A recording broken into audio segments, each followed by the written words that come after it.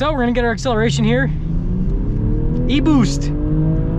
Hey everyone, it's Ben Hardy here, and in today's video, I'm going to be reviewing a 2023 BMW M440i xDrive Coupe. First and foremost though, a huge shout out and thank you to the BMW of Pleasant Grove, Utah for giving me some time with this 4 Series. Something that I love about the BMW of Pleasant Grove is they do not charge any markups over MSRP whatsoever. So if you want a great deal on a new BMW, I'll include a link to their website in the description down below where you can check out their current inventory. If you have any questions, make sure to ask for Brendan. He'd love to help you out. With that being said, let's get right into the video.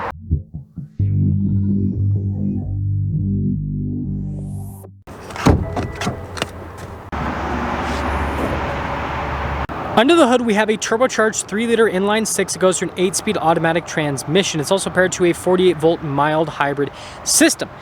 Fuel economy is 22 around town, 31 on the highway, with power outputs being 382 horsepower at 5,800 RPMs, and then 369 pound-feet of torque at 1,800 RPMs. And I love the overall display of the engine. Looks cool.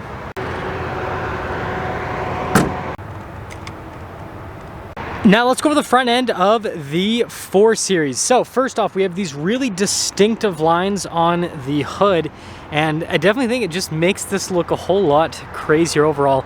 I love the new BMW logo. Look at the style on that.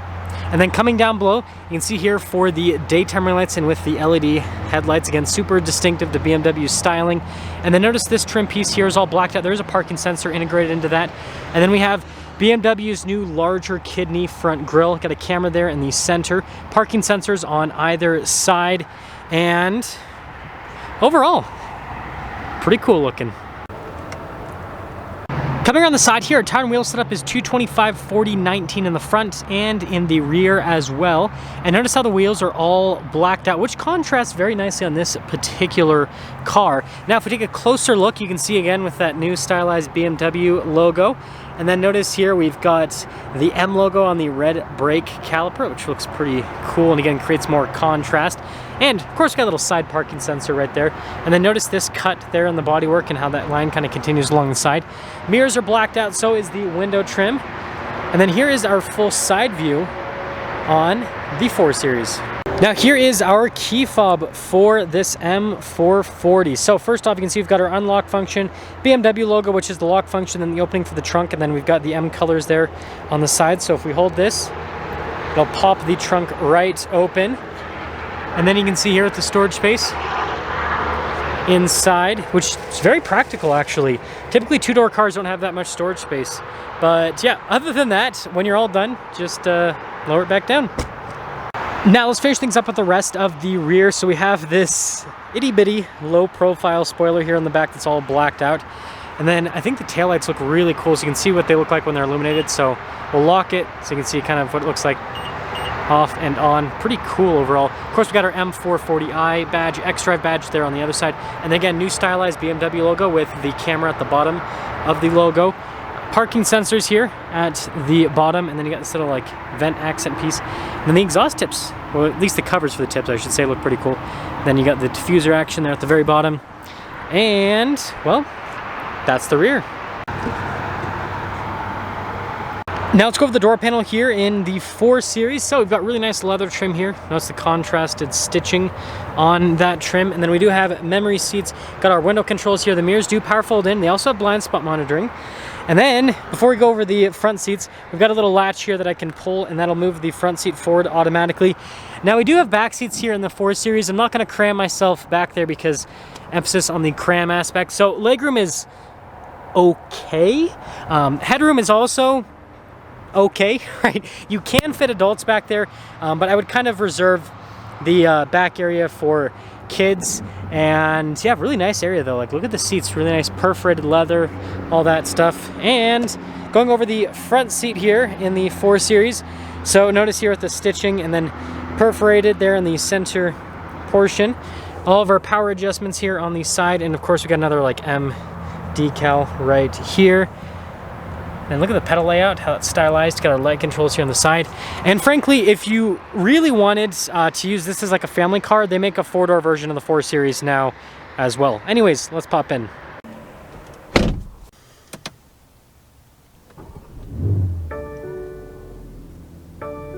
Here is the steering wheel with the 4 Series. So we got really nice leather trim all around, heat steering wheel button on the steering wheel, which I really appreciate.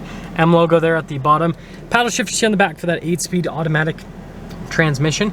Now this does have adaptive cruise control as well as steering assistance. And then we got controls for like phone controls and then like voice command control as well.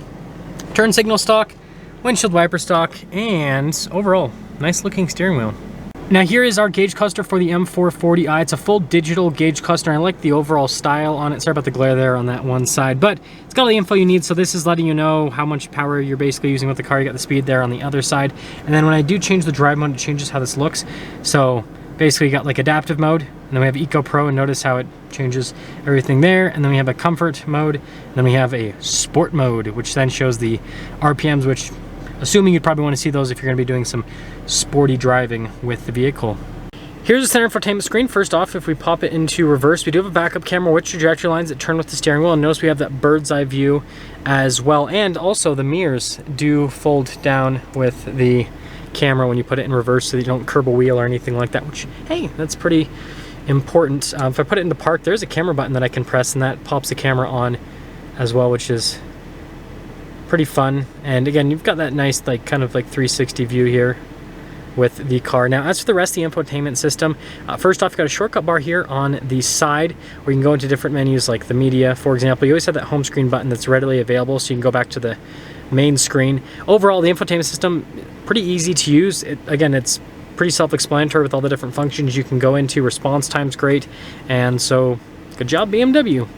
Now we've got our hazard light button here. This is just a shortcut to go to the safety tech, and then we have this screen right here that shows you the climate control information. This does have a dual zone climate system, heated seats for the front, and then you got like your radio control section down here, and then notice if I just hover my finger over, it shows you the presets. It's pretty cool.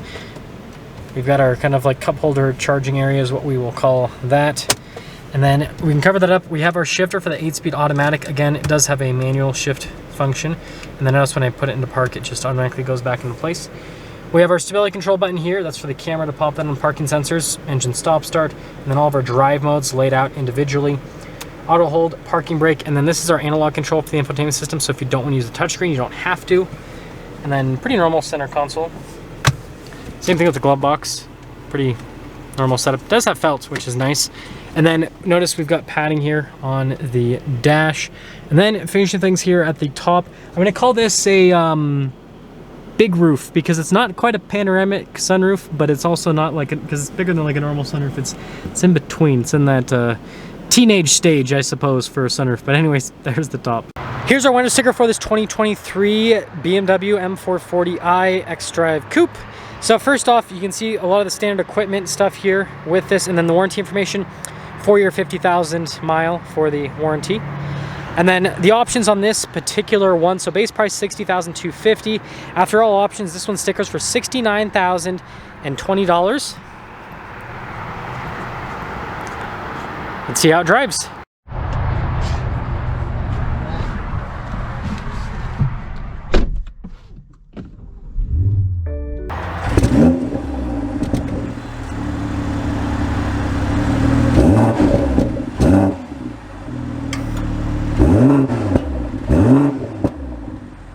Well, let's talk about visibility before we set off. Here's your visibility over the hood. Hopefully you can see the heads-up display now.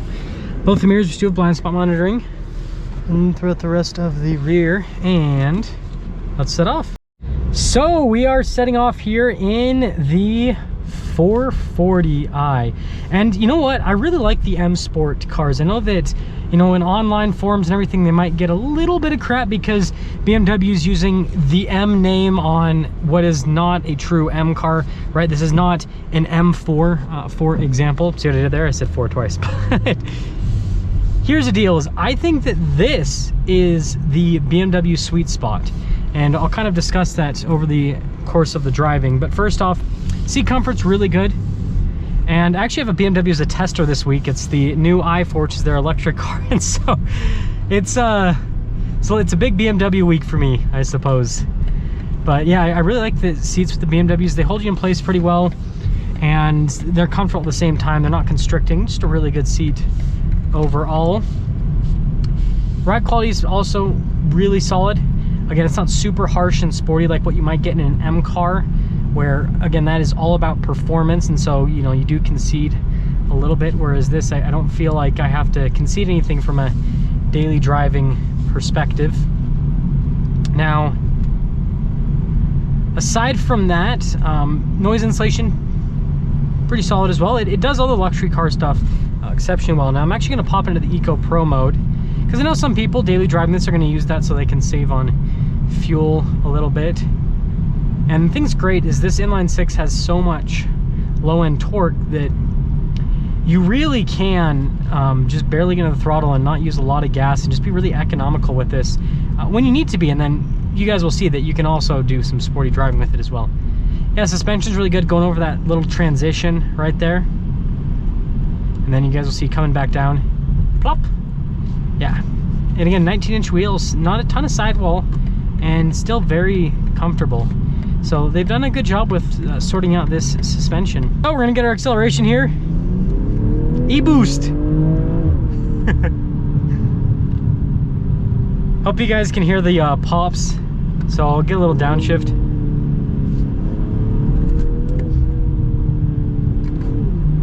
This exhaust is definitely a fun exhaust. So yeah, this is very quick.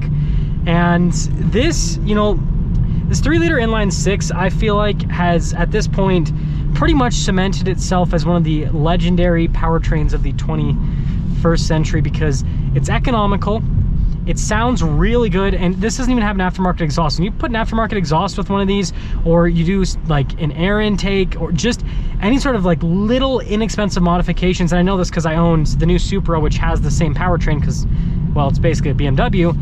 It sounds amazing, but it's also a really quick powertrain. Like, it's so fun. And the thing that I love about what BMW is doing is, with these M Sport cars, is you get that acceleration and really good handling dynamics, but like I said, in a package that's very daily drivable and very comfortable.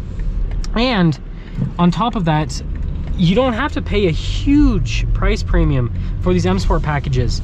Mercedes pretty much throws the AMG badge on everything now. Like, they have an AMG line, but they also have like different series of AMGs. Like, for example, you'll have like the C-Class, which would kind of somewhat compete against this in terms of size. You'll have like a C43, 53, 63, right?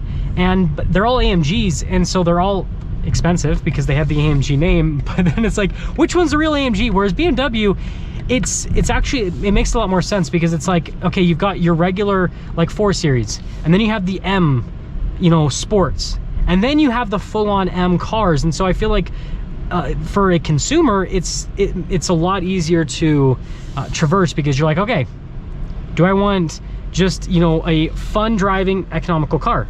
Do I want a fast fun driving economical car? Do I want a crazy performance car, right? And it's pretty cool what they've done there. But yeah, really impressed with the new 4 Series.